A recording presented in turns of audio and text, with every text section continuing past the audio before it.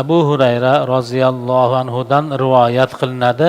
Nabiy alayhissalom musulmonga qay bir musibat, horg'inlikmi, bemorlikmi, tashvishmi, mahzunlikmi, ozormi, g'am g'ussami, hattoki tikan kirishimi yetadigan bo'lsa, albatta Alloh ular ila uning xatolarini kafforat qilur dedilar.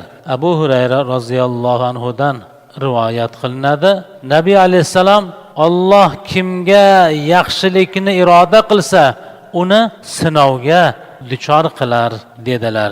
Rasululloh alayhissalom albatta tuzalib, sog'aygan bemor xuddi osmondan yangi tushgan do'l donasining rangi va sofligiga o'xshaydi dedilar. Jobir roziyallohu anhudan rivoyat qilinadi. Nabiy alayhissalom Ummu Soibning huzuriga kirdilar va ey Ummu Soib, senga nima bo'ldi? Qaltirayapsan dedilar. Istima, Alloh uni barakasiz qilsin dedi u. Istimani so'kma. U odam bolasining xatolarini xuddi bosqon temirning chiqindisini ketkizgandek ketkizar dedilar payg'ambarimiz alayhissalom. Hozirgi hadisi sharifdan bir necha muhim narsalarni o'rganamiz. Kasal bo'lib yotgan odamni oldiga borib uni holidan so'rash va undan ba'zi bir gaplar chiqadigan bo'lsa, uni to'g'ri yo'lga solib qo'yish.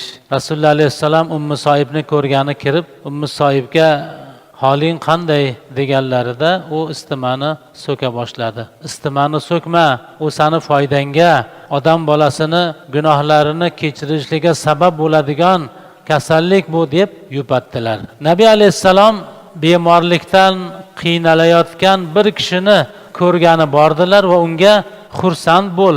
Alloh bu mening olovimdir.